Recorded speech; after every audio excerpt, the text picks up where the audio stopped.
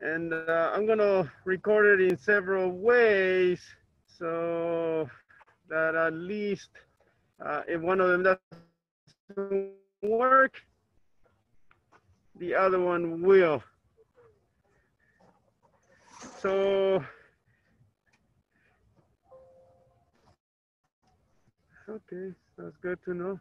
All right, so let me share the screen then, so we can start this seminar. So we have started.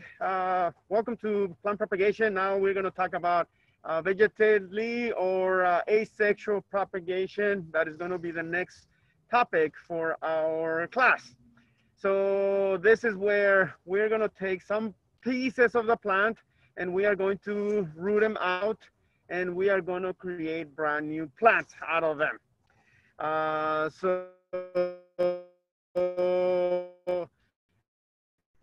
We have already done sexual. Remember, it entails the flower, the stamens, the stigma, pollination, fertilization have germinated, and now those are coming along and you are transplanting them. Great, that is all sexual, and the product of that is going to be a seedling that is going to be genetically different from both parents, and that is where you also read the chapter about the genetics and meiosis, mitosis, and all of that. It's the same thing with animals. So that is now behind us. That continues. Today we get to talk about asexual propagation. And so we need to look a little bit into the biology of the plant. So we get to see the tip or the apical meristem. We also get to see some of the lateral buds. We also get to see the tips of the root. Because that's going to be very, very, very important. The growth of the plant is always going to come out of the tip and the same from the tips. The lateral buds will eventually become a branch, or later on we'll see that they're going to become a new stem. The other thing that is going to be very important is going to be the vascular system, the ground tissue of the vascular system made of the xylem and the phloem. That is going to become very important because that will now become the site where the new roots are going to come out from. So we have the leaves, we have the flowers, we have the fruit, we have just a general drawing of the plant with the node that is going to be the area where you're going to have the leaf and or also a bud or a lateral bud coming out of there. And then we have the internode, which is going to be the area below. And so every single plant will have a node followed by an internode, a node followed by the internode. And you can already notice that as you started making your cuttings, you cut below the node and all of that. So we'll get to explain that a little bit more detail later on. So if we look at the growth of a plant, the growth of the plant is always going to come out of an area from the tip of the shoot or the tip of the root. There is an area known as the apical meristem, or the area where the plant will always keep cells that are always going to be embryonic. Those cells have one primary job, and that is to multiply. As they are multiplying, they are going to then be left behind and enter what is known as the zone of division. This is what's going to then elongate the cells, pushing the tip higher for the shoot or pushing the tip lower for the roots. So, and then as they enter as they are left further behind, then they enter the zone of cell differentiation. And that is where they would be part of the plant, depending on where they happen to land. If they happen to land somewhere where there is a bud or a lateral bud, then they will become part of the lateral bud. If they happen to land somewhere where there's a young leaf, they'll become part of the leaf, or part of the vascular system, or part of the flower, part of whatever is going to be produced by the plant.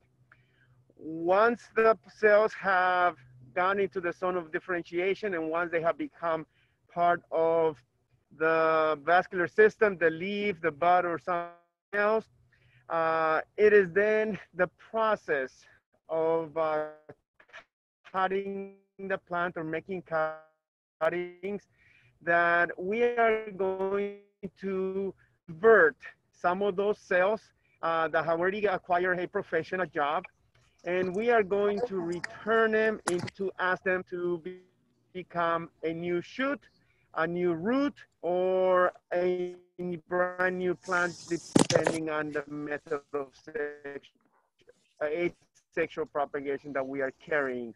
So for the cuttings that you've already done, they are going to then be reformatted and create a brand new root system. So that is what's going to happen. Different cells are going I to still turn listen into to them different though, things, like on my phone. I'm but listening to it right now. it's going to be part of that asexual reproduction that needs to occur. So if the plant grows normally, that's going to be the case. They're just going to grow up and branch and do all that. So that's what's going to happen. That's how plants will grow.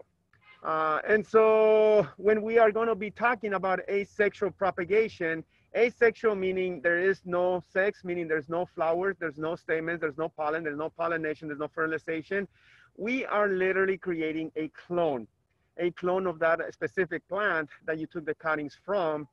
And we are asking it to become a new plant by allowing it to regenerate whatever organ it lost. When you separated or when you took the piece from the parent plant, obviously that does not have any root. So if we can develop a new root system, that will become a brand new plant, identical to the parent plant. So this is also where there is no meiosis. Again, those the haploid and the things that occur in the egg and the sperm does not occur here. We are simply taking cells and multiplying them, but there is no change in genetic. The clone that you create is going to be exactly the same form, color, fruit as the parent plant. And the word totipotency is very, very important. Totipotency is the ability of a single cell from a plant to regenerate the entire organism. Plants continue to do it. So this is going to answer the question, are we playing God by creating clones? The answer is no. We're just doing certain things that plant or many plants already do naturally. And so plants have kept that ability for a single cell under the right environmental conditions to regenerate the entire organisms. Some lower organisms like flatworms still do that. So some of you may have had that experiment in your high school biology where you took a flatworm, you cut it in half, the front end made a new rear end and the rear end made a new front end. But as organisms get more complex, as in human, we have lost that ability, and they're working hard in trying to be able to get us to regenerate our own anatomy. And they're getting there. I think they're able to now grow ears on a mouse, and or you may have seen something like that. But it's still not quite there. But plants kept it, and we're just taking that potential or that ability of a plant, manipulating it, and creating an exact copy of that individual that we like. So that's going to be through that totipotency that is very, very important. And so we can look at some of the benefits of asexual reproduction. So we can produce plants that are going to be much faster. So for a lot of your perennial shrubs, the time may be several weeks or just a few months. If the parent stock or the foundation stock is disease-free, then obviously all of the plants that are going to be produced from that is going to be disease-free as well. It can be done for plants that the seeds may be difficult to germinate. We have not deal with those, but as you look at other seeds, some of them are not going to want to work with you, and it's going to be difficult, or you need to manipulate it very differently. You are producing a clone, which means that you're going to have Under the ideal condition, each of those plants should have the same height, same spread, same look, same color, same everything. So that could be very important in horticulture because we are going to be looking for plants that look exactly the same. And then we can also reproduce plants that may be sterile. So we learned last time from hybridizing that one of the consequences of hybridizing is that the first generation may be completely sterile, but we can still manipulate it and create a million of those plants by propagating it through an asexual mean. And in many cases, it's going to be less expensive. You take a bunch of cuttings, you just manipulate and keep them alive, and then you can have many of them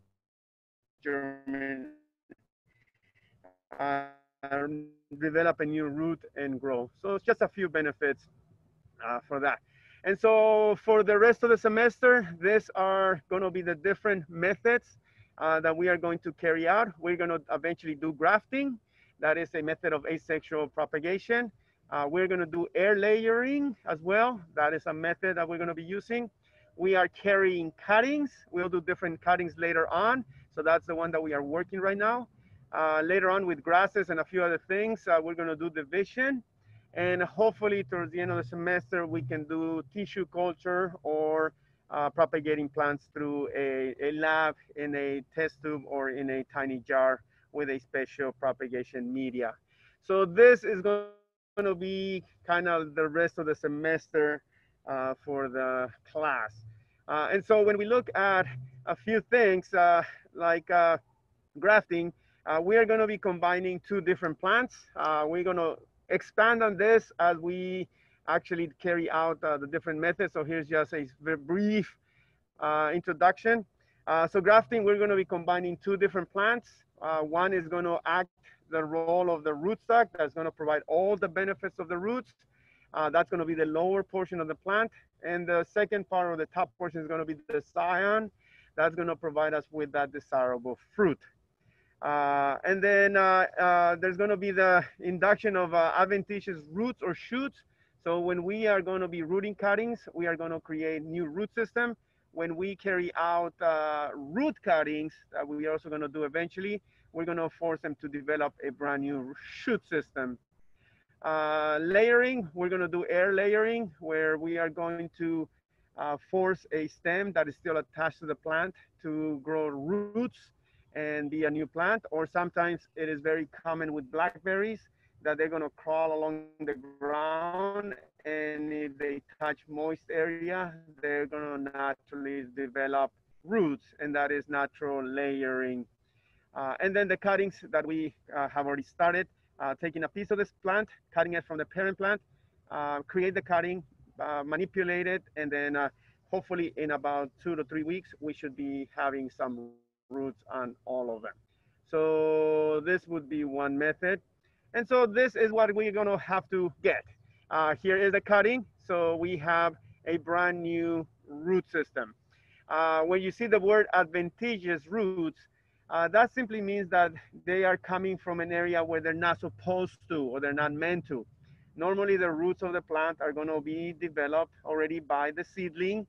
And so when you're simply taking a piece of the stem and force it to develop the roots, it is the cells in the vascular system that I mentioned before that revert to being embryonic and then reformat themselves into a brand new root system. And so the same thing will occur when we are going to be doing some kind of a new shoot.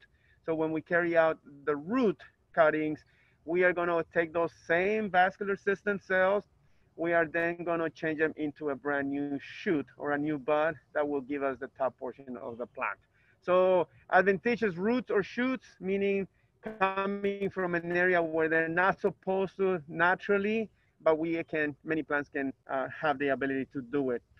And so here's a plant with a brand new root system, very happy, very healthy, that is ready to be planted in a container or soil. Here's an adventitious natural adventitious shoot formation. This is the mother of Dawson. So what happens here is that the plant has the ability that at the tip of every single leaf or throughout the leaf, a cell becomes into an embryo. It's an exact copy of the parent, so because there's no pollination, fertilization, but a cell simply turns into an embryo that germinates, still attached to the plant, and creates a baby plant. Mother doesn't, because it will make hundreds or thousands of baby plants. So some plants will do it naturally. We are going to take a few of the other plants that might not do it as naturally and force them to do it, or at least help them along. But many plants will do it naturally, and we'll get to divide some of those offshoots later on.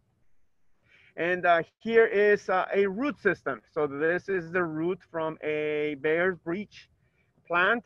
And you take the root, you manipulate it, you keep it alive, and the root will build a brand new shoot. And you can see there the shoot that is coming right out of the middle of the root. Again, it's not supposed to be coming from there, but that is where the cell happened to revert and turn into a brand new shoot system.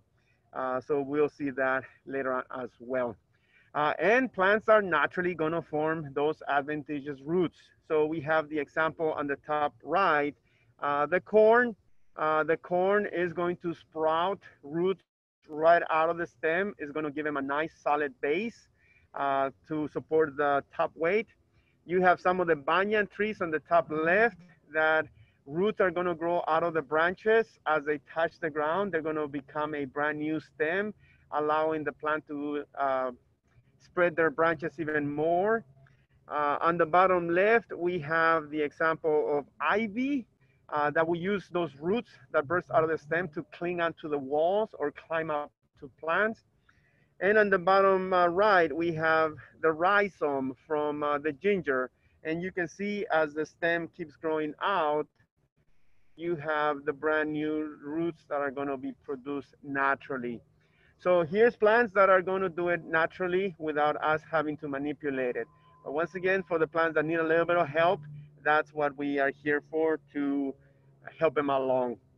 And so we are going to create brand new roots, and that's what de novo means, meaning they're brand new or a new.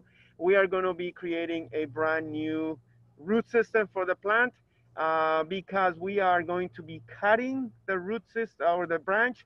We have opened up a wound. We have added a rooting hormone that is going to expedite the rooting process. And so you might see this word de novo, a new. That's exactly what it means. So we're getting brand new roots from scratch or where they're not supposed to be. So that's the goal for every single cutting, the 300 cuttings that you have all completed tonight. That's the goal. If not, we'll work on it. And so here is kind of a diagram of what's going to happen. So you have the cells in a potential site. That would be the vascular system. So the cell gets selected. The cells goes through a de-differentiation, meaning they revert back into more of an embryonic state. Once that happens, then the cells are going to become competent, meaning that they are going to accept a new task. And then once that begins, then they're going to be induced to turn into a brand new root system. And then once they have determined, they have acquired or accepted that new task, then the plants are going to differentiate and become a brand new root system. So there is a gradual process. It's not just being drafted into becoming a new root system. So it's kind of the specific cells that are in the right place need to kind of be selected, and they need to accept the position if we were to describe it as such. So that's what's going to happen. Or at the bottom, we have exactly the same, but we have the root formation or the bud formation. So the root is on top and the shoot is on the bottom.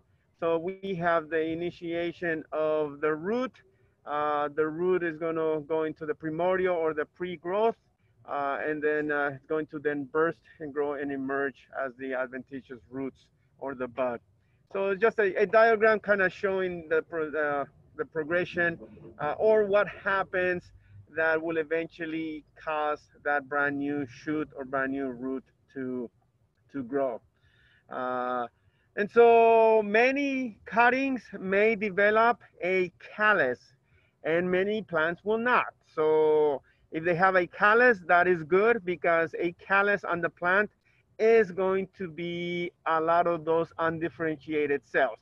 Now, often with many plants that we're going to refer them as difficult to grow, root, because there will be some that are going to be very difficult to root or they're going to require a lot more time or a lot more manipulation. For many months, they may just become a big blob of callus at the wound site, and then eventually they may develop a root or not. So as you are looking at your cuttings, you may see some kind of callus, some kind of root, cell growth. Just know that it could eventually become a brand new root system, but not all plants are going to have it. So if you see it, note it because it's kind of nice to see. So callus, again, differentiated cells, reverted cells. So stem cuttings, just a review from what you have done today. So we're concentrating on what we refer to as softwood or semi-soft. I kept saying woody, perennial woody shrubs, even though a lot of the heavy or hardwood we kind of stayed away from. Those we will get to propagate later on. So some of the tip growth that has more of a soft tissue, or some of the second year growth, which is going to be the semi-hardwood. So sometimes referred to as herbaceous, tip growth. There's several names for it. Eventually, as the stem gets woodiness, they are going to then be a little bit more difficult, requiring a little bit more time or some other processing. So we'll do hardwood cuttings later on. And then conifers for junipers, cypresses, and other cone-bearing plants. We will get to do them later on. They will require a lot more time, but we can also get them to root as well, and will do it throughout the class. So this is just a few of the examples of the different types of cuttings. Softwood, herbaceous, it's kind of the same.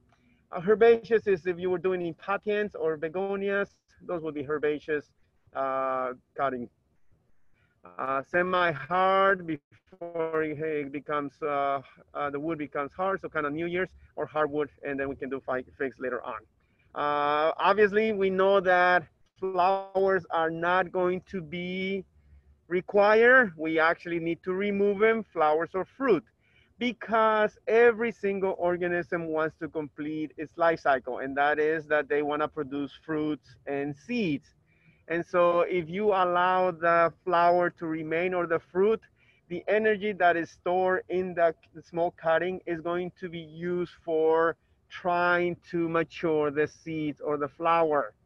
But we don't want it. We want that energy to be diverted into creating a brand new root system. We don't care about the flower.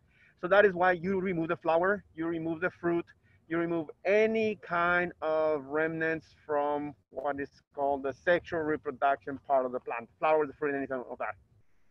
So get rid of the flowers. Otherwise, you're not going to have any kind of luck, or it's not going to be as good. And then just for review, we have the terminal bud with the node, and then the internode, and then the lateral buds. Because as we did the cuttings already, this is on the right side, we have a cutting that I just took from a hydrangea, and on the left, I have the cuttings that I have generated from the same plant. So it shows you just clean the bottom. First cut below the node, second cut above the node, 3 to 5 inches or 5 to 7 inches, or every plant is different. So you already experienced this. Uh, and depending on the material, so we carried out, or I asked for you to do what is known as a 3-node cutting, one at the bottom, so cut below, one in the middle, one on the right. So 3-node cutting, that is better if you have a lot of material. So if you have a big plant and you have a lot of branches, then yes, do a 3-node cutting, because you will have 2 buds here that will grow into branches, 2 buds here that will also grow into branches, and 2 buds here that will also grow into branches. So 2 at the bottom, 2 in the middle, 2 at the top, because throughout the rooting process, something could kill the bud and then you only have one or two. And so the more buds you have, the quicker, fuller plant that you're gonna get. And that also serves as an insurance for the future. If the material is not as readily available, if it's lacking, then you can do a two node cutting, which is in the middle. Just a node at the bottom with two buds and a node on top with two buds. That's it. So you have four buds, it's still good.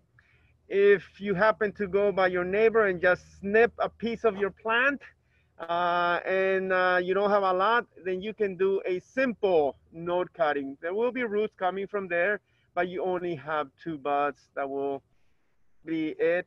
But if one's happened to die, then you still have one. So what's important is that do not expect every single cutting to root. There's still a percentage that will die. And so that is why you need to do many of them. Do more than you really want so that if not all of them root, you at least get the ones that you want. And always expect at least a 20 to 30% mortality because remember, you are cutting a piece of a plant. You are just putting it in a moist habitat and hoping to develop roots. There's many things that could go wrong. So don't be stingy. We have a lot of plant material. Do as many cuttings. We can always check them later on, but at least you'll be successful in growing some. But it's going to be determined on your material. So if you have just a couple of pieces, maximize your chances by making as many as you can and just do a single node cutting. I mentioned about removing the leaves. You need to minimize the leaf surface by half, or in this case where I have done a 3-node cuttings and you have a very large leaf from a hydrangea, you need to cut them in half. On the underside of the leaf is the stomata or the stoma, that apparatus that the plant opens and closes for photosynthesis to absorb the carbon dioxide. If you allow this plant to have very large leaves, the plant still carries out photosynthesis. It's still going to open the stomata, but it has no roots to compensate for the loss of water. So you run the risk of the cutting, desiccating, and dying. And so by minimizing the surface of the leaves, you are preventing the cutting from drying out and desiccating and keeping it alive long enough to develop new root system. So that is why you either cut big leaves in half or you minimize the entire leaf surface by half. If there's small leaves, just remove the entire leaf, but minimize the surface area by half, or your cutting will desiccate and they'll die. So that is the reason for cutting the leaves in half. Moisture is going to be very important throughout this process. If you're able to keep 100% humidity around the cutting, that is going to be optimum. That means they're not going to be under any kind of stress from losing moisture. And if at any point, if the cutting happens to dry out, it's going to die. At home, you can put a plastic bag, you can use a dome, you can put a jar, something that is going to retain the humidity and keep it from drying out. Here, we're putting them in our rooting chamber, which has a plastic cover that will keep the humidity or the water from evaporating, and it keeps nice and high humidity. So that's why we're putting them there. So 100% humidity with some kind of mister is going to be highly recommended. Bottom heat, is it necessary? The answer is no. Is it recommended? The answer is yes, if you are going to be a grower. So I know for the class, it's not going to be as important, but if you really think about being a grower and your life or your business depends on generating a lot of plants, cutting the rooting time by weeks is going to be very helpful. So bottom heat, having nice warm root area and nice cool tops, as is going to be the name, is going to speed up the rooting process by 1 or 2 weeks. And so 1 or 2 weeks is a lot of time for a grower who needs to have the product ready. And also for plants that are going to be considered difficult to root, bottom heat does make a big difference in getting them along. But for most of the cuttings that you're going to do, it is not going to be necessary. For most of your hobbyists, it's not going to be necessary.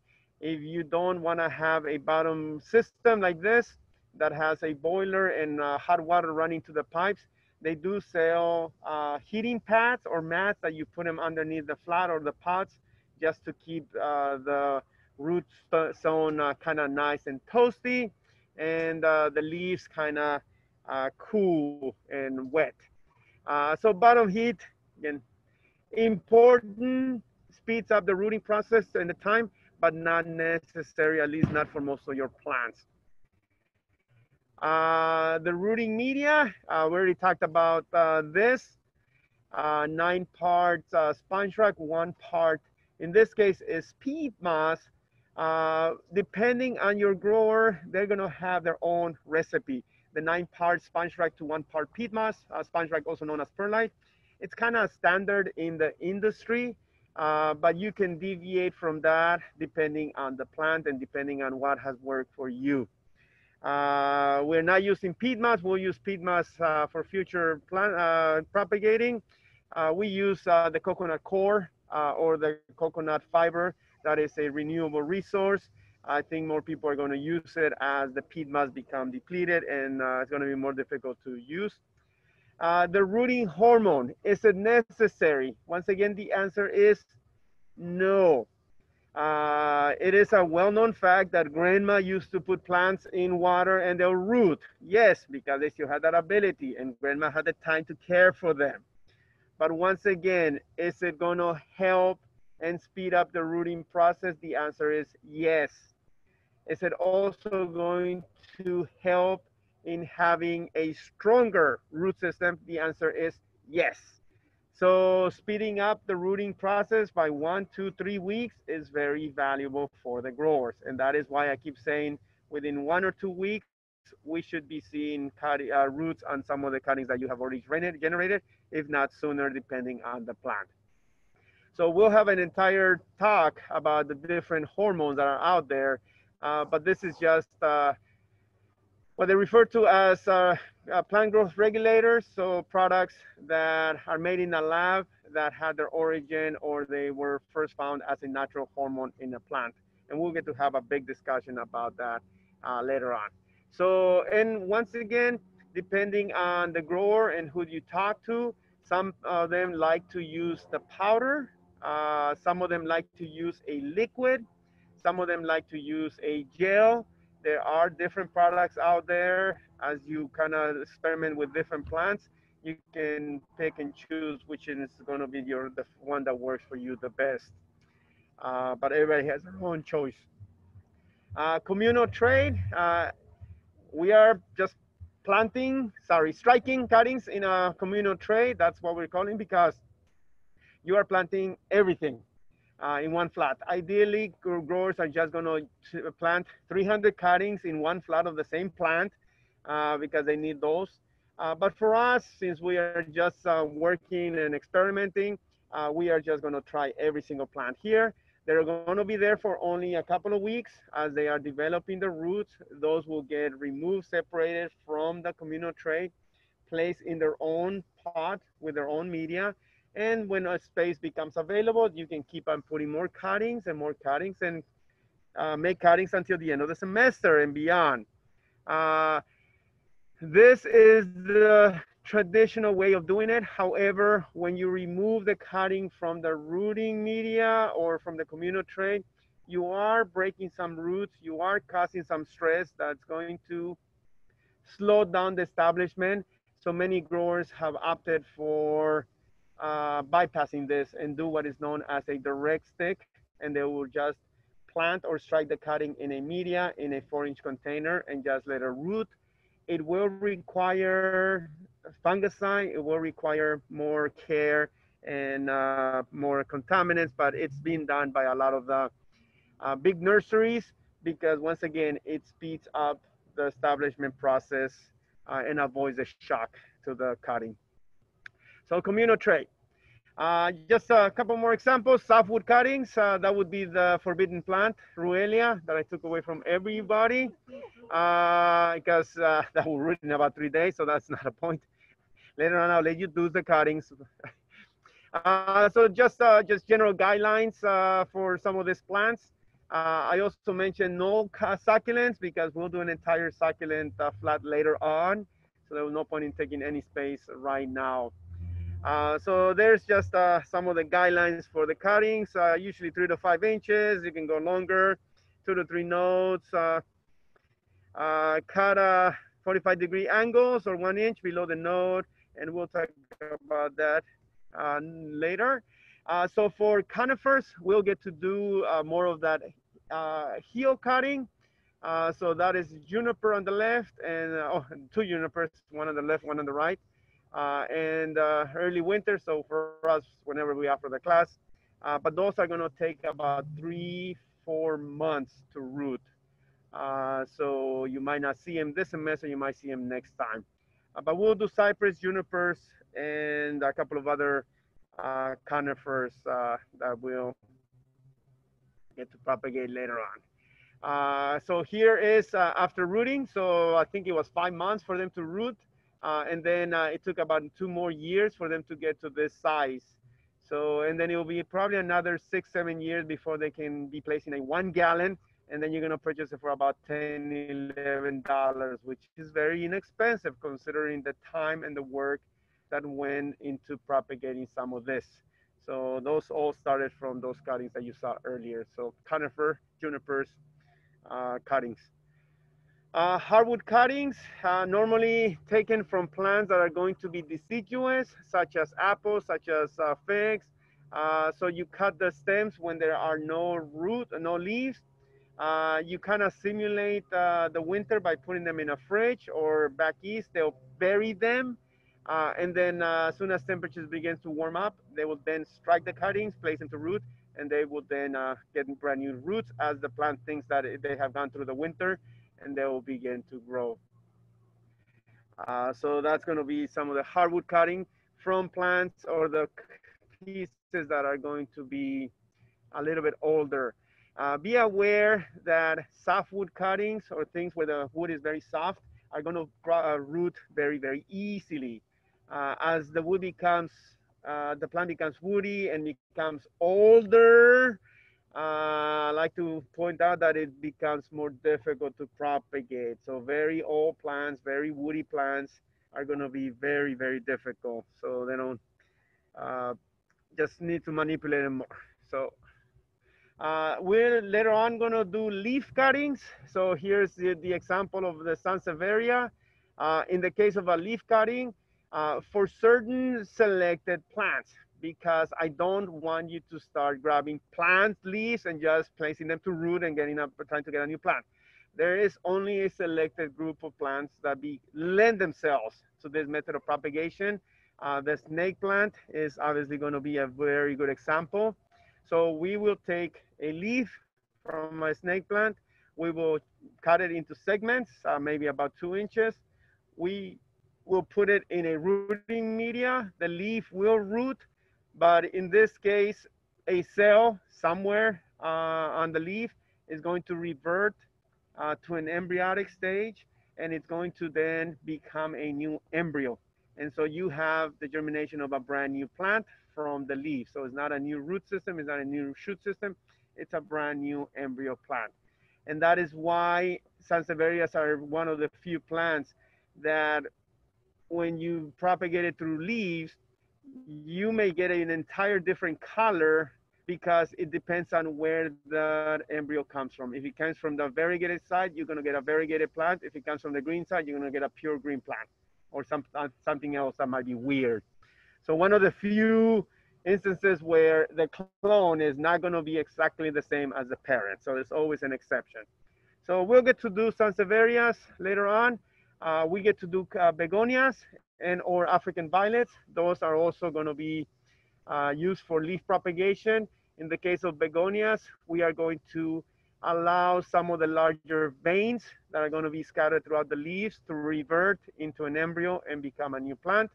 In the case of our African violets on the bottom right, we are going to force the petiole, the vascular system, the cells in the vascular system of the petiole to revert and become a new embryo. So we will get to do leaf propagation later in the semester. And the ZZ plant, here it is, commercially being propagated through leaves. This is in Callisto growers. So this is kind of what we're gonna do for our leaf cutting. So some of the same cells that you're already doing, maybe a little bit wider. Peat moss will be our media, and we just need to be patient. And you can see the baby plant already coming out of the leaf or growing out from the leaf. So those are ZZ plants. And then for some of the orchids or the pothos or some of the philodendron, then the leaf bud cutting is possible. There's already a bud and a root. And so all that you need to do is either direct stick several of them into a container with media, and they'll then get established and grow. Or you can put them into a rooting media just to get the roots a little bit better established and to grow. And then you can transplant it either or direct or with a better root system, but it's just literally a bud with the internode, and that root and the bud there will become the new shoot. So for a few plants, like again, Sansevieria, pothos, in this case example is the vanilla orchid, that is something that you can do as well. Root cuttings, here's some of the examples. We will be uprooting many plants. We are going to then take some of the larger roots. In a few plants, you can use some of the smaller or the feeder roots. We can then take small segments, then we're gonna plant them, and in time, out of the vascular system, we will get a brand new uh, shoot that will come out of the vascular system of the root system. So that will complete the plant. So we have regenerated that organ that is missing, and now we have a new plant. So this will be the more intense as far as labor because you're gonna have to dig out the roots from the ground. So root system or root cuttings, we will get to do later on. I mentioned before, know which way is up, and that is going to be the plant polarity. So plants like to respect gravity and like to respect the laws of nature. So the plant polarity, meaning that a cutting should always be placed right side up. And I know it might be difficult for some plants like vines, but remember when you have a node of a plant, you're gonna have the leaf, and on top of the leaf, there's gonna be the bud. So you can use those guidelines to kind of determine which way is up. So the bud is always going to be on top of the leaf. If you don't see the leaf, you might see the leaf scar, the wound that is left when the leaf has fallen off. So you should be able to determine. If not, again, it's maybe some practice. But planting the plant right side up is very, very important. So just a couple of hints that you can do if you are not sure. We always leave the leaf on the top. So here's the tip cutting. So we know obviously the leaves are going to be the area that's going to be on top. But if you're dealing with a cutting that has no leaves, can you still propagate it? The answer is yes. In that case, you can pick however you do the cutting. So here the example is that the bottom is going to have a sloping or a slanted cut at the 45-degree maybe. That also allows for a wider exposure of the vascular system, maybe creating more roots. And then you do a horizontal or a flat cut on top so that you know at all times that whatever is the sloping or at an angle, that's always going to be the lower or the down portion of the plant. So you have to do it, or otherwise this is going to happen. So here are some figs that somebody propagated in a previous class. And you notice there is a top of this cutting that has roots. And plants like to respect the laws of nature. And so we know that is a cutting that was placed upside down. Now, for figs, just having a lot of humidity is enough to induce those aerial roots, and that is what is happening here. The bottom of the plant is doing the roots, and then when I happen to remove that from the pot, then I can see the shoot trying to grow up. And so that is upside down. So to ensure, again, this is fixed, you can get away with the fix, but most other plants, you would wait, and they will never root. And so now you have wasted that cutting, now you have wasted the time and everything else. So that is why plant polarity, making sure that at all times your cutting is right side up, leaf at the bottom, buds on top, then you know that plant is up, right side up. It is very, very important. If you're not sure, let me know because I can always help you out with that. So plant polarity, very important. I keep repeating that. All right, so a couple of just guidelines, success with cuttings, healthy plants, healthy young plants is going to be very important. That is going to be the foundation stock. Many nurseries will have their own plantings around their area, and that way they go in the morning, pick up the plants or the cuttings so that they can get them ready. And they also ensure that they don't bring any pathogens or diseases if they were happen to be brought from somewhere else. So they opt for growing their own. The age and the growth stage of the plant is very important, as well as the time of the year. Age, meaning that if you have a very old cutting or an old plant, as you get older, being able to grow new anatomy is going to be more difficult. Some of us who are over 20 can relate to that. So the young juvenile plants are going to be a lot easier to grow and or develop root. The growth stage, again, juvenile is going to be easier than mature and adult. However, in many plants, we would like to propagate the adult because we also bypass the juvenile and ensure that we get cuttings that are going to flower and fruit within a short amount of time. But just be aware of that. Many older plants are going to be difficult. And time of the year, if you have a greenhouse, you can probably do it. Or if you're going to be propagating things that are going to be deciduous, meaning that they're going to drop their leaves and go dormant, those cannot be propagated during the winter because they need to be asleep. Those you need to start early in the spring. So as you kind of, something didn't work out right now, don't give up on it. Try it at a different time of the year and you might be surprised. I know a few plants from California like to be propagated in the fall. I know that in plants from the desert also like to be propagated when it's nice and cool, not during the summer. So just know and start looking at the research as to some of the plants may have some specific need or something else. The media needs to hold water, but also drain well because the cutting needs oxygen. The media needs to keep the base nice and moist, and it also needs to hold the cutting in place.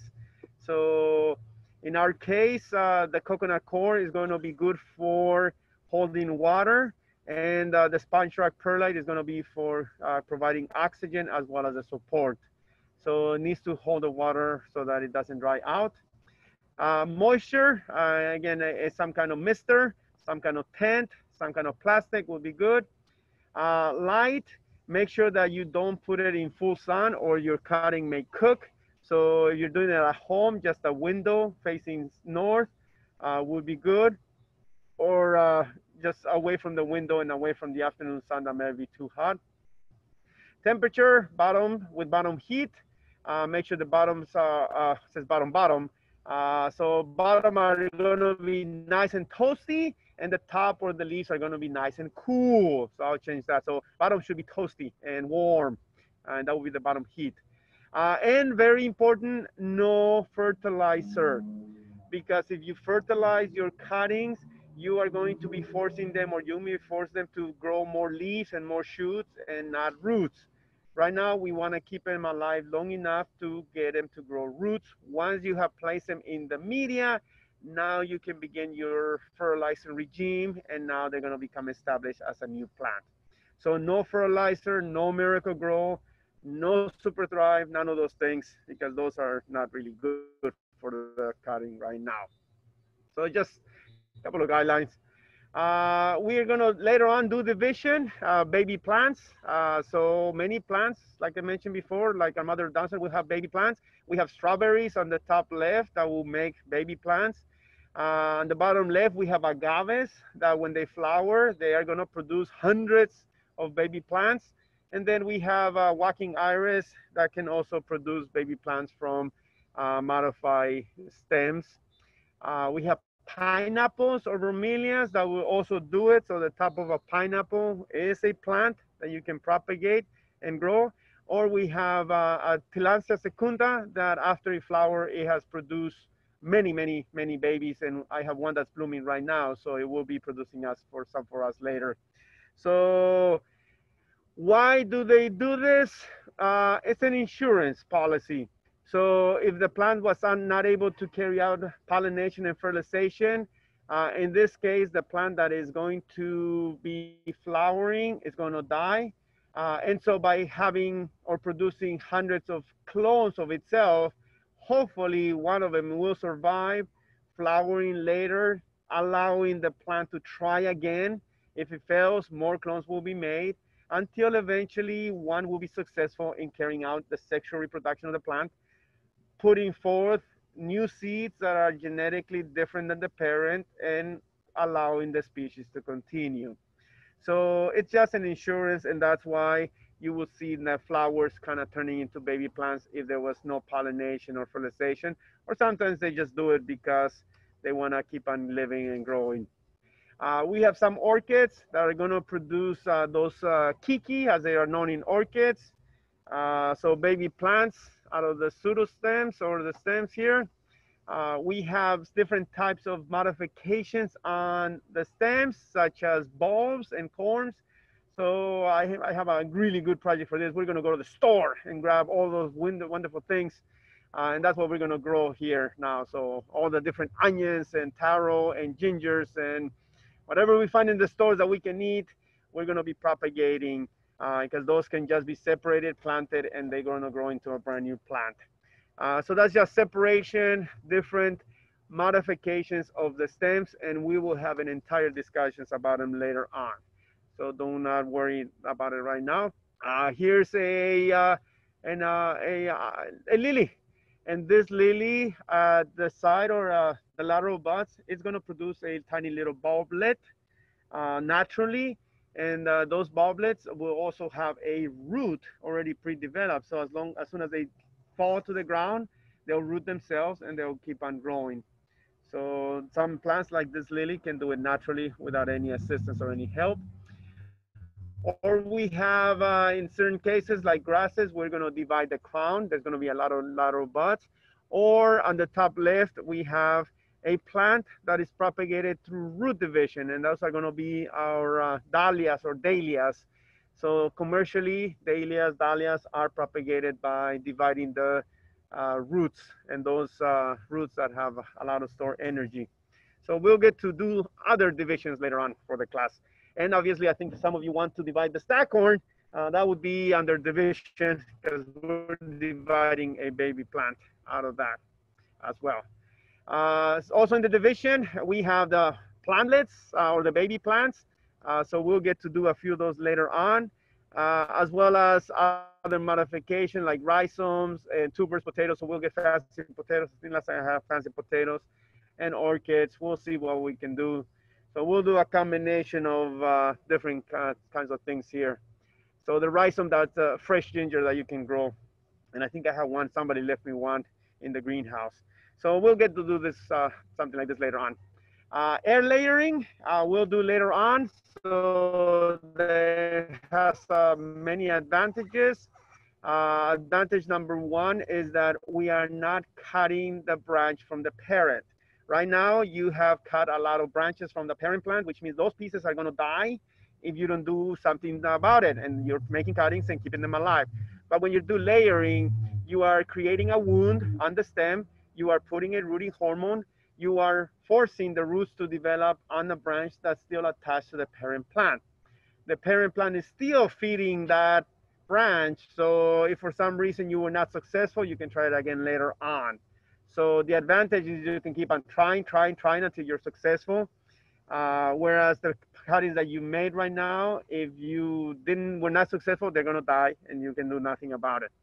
So air layering, we'll get to do this later on, and we'll get to check some of the ones that were done by a previous class and see if they were successful or not. And then grafting where you were going to take two different compatible plants. One is going to be the stock or the rootstock, which is going to be here in the pink, and then the scion, which is going to be the top portion. So we would get to manipulate them. We would get to place them together, connect the vascular system, and as time goes by, they are going to be fused, grow into one single plant, and then we're going to have a brand new individual that will give us good fruit and good root system. This is done for fruit trees. This is done for roses. This is done for a lot of the fruits and the big plants that you might get out of there, out of the store. So many plants will be propagated to this. Grafting is also done for preventing diseases.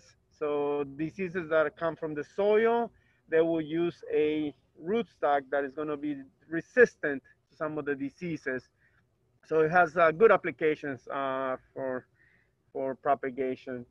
And for now, we're going to continue on with the seedlings. Again, this is just a photograph. I think this is a popcorn senna that many of you have grown. Many of you are now dealing with them, caring for them, sorry. And so I think that's the last slide for today, which is just in time. So any questions? Any questions from the audience? All right. No questions. Thank you, Professor. You're welcome. So I'll stop the recording and I'll see you.